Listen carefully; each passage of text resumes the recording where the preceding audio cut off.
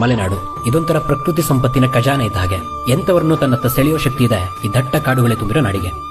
ಇಲ್ಲಿ ಬದುಕು ನಡೆಸೋಕೆ ತುಂಬಾ ಹಣ ಬೇಕಂತೇನಿಲ್ಲ. ಈ ಪ್ರಕೃತಿಯೊಂದಿಗೆ ಬೆರೆತು ಬದುಕೋಕಾಗದೇ ಇದ್ರೆ ಅಂತವರಿಗೆ ಇಲ್ಲಿ ಜೀವನ ಸಾಧ್ಯವಿಲ್ಲ. ಯಾಕಂದ್ರೆ ಕೆಲವು ಕಡೆ ಮಳೆ ಬಂದ್ರೆ ವಾರಗಟ್ಲೆ ಕರೆಂಟ್ ಇರಲ್ಲ. ಇನ್ನು ಕೆಲವು ಊರುಗಳಿಗೆ ತಲುಪೋಕೆ ರಸ್ತೆಗಳೇ ಸಿಗಲ್ಲ. ನೆಟ್ವರ್ಕ್, ಇಂಟರ್ನೆಟ್ ಕನ್ಸಿನ ಮಾತಾ ಇದೆಲ್ಲ. ಆದ್ರೂ ಮಿತವಾದ ಸೌಲಭ್ಯಗಳಲ್ಲೇ ಅದೆಷ್ಟೋ ಕುಟುಂಬಗಳು ನೆಮ್ಮದಿಯ ಬದುಕು ಸಾಗಿಸ್ತಾ ಇದಾವೆ.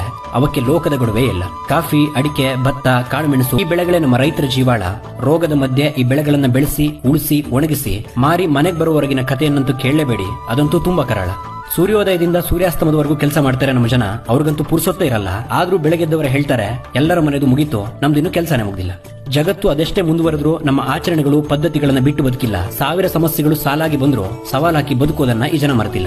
ಇಲ್ಲಿ ಸರ್ವರೋಗಕ್ಕೂ ಬಿಸಿ ಬಿಸಿ ಕಾಫಿಯ ಮದ್ದು. ಕಡುಬೆ ನ್ಯಾಷನಲ್ ಫುಡ್ ನಮ್ಮದು. ತಿಂಗಳುಗಟ್ಲೆ ಬಿಡದೆ ಹುಯ್ಯೋ ಮಳೆ, ಒಲೆ ಮುಂದೆನೆ ಮುಂಜಾನೆ ಕಳೆಯೋ ಹಾಗೆ ಮಾಡೋ ಕೊರೆಯೋ ಚಳಿ, ಸುಡೋ ಬಿಸಿಲು, ಇದಿಷ್ಟು ಅನುಭವಗಳು ಈ ಮಲೆನಾಡಲ್ಲೇ ಆಗತ್ತೆ. ಇದೆಲ್ಲದರ ನಡುವೆಯೂ ಕಾಲ ಕಾಲಕ್ಕೆ ಹೊಂದಿಕೊಂಡು ಮಲೆನಾಡಿಗರ ಬದುಕು ಸಾಗತ್ತೆ. ನನಗಂತೂ ನನ್ನ ಮಲೆನಾಡಿನ ಬಗ್ಗೆ ಹೆಚ್ಚಿನ ಪ್ರೀತಿ, ಇನ್ನಿಲ್ಲದ ಹೆಮ್ಮೆ. ಸದಾ ಹಸಿರು, ಸುರಿಯೋ ಮಳೆ, ಮುಚ್ಚಿದ ಮಂಜು, ಗುಡ್ಡ ಬೆಟ್ಟ, ಅಡಿಕೆ ತೋಟ, ಗದ್ದೆ ಬಯಲು, ಹೆಂಚಿನ ಮನೆಗಳು, ಇಲ್ಲಿ ನಡೆಯೋ ಜಾತ್ರೆ, ಉತ್ಸವಗಳು, ಇದೆಲ್ಲದರ ಮಧ್ಯೆ ಬದುಕ್ತಿರೋ ನನಗೆ ಇನ್ನೊಂದು ಜನ್ಮ ಇದ್ರೂ ಆವಾಗ್ಲೂ ಬಯಸೋದು ಈ ಮಲೆನಾಡನ್ನೇ.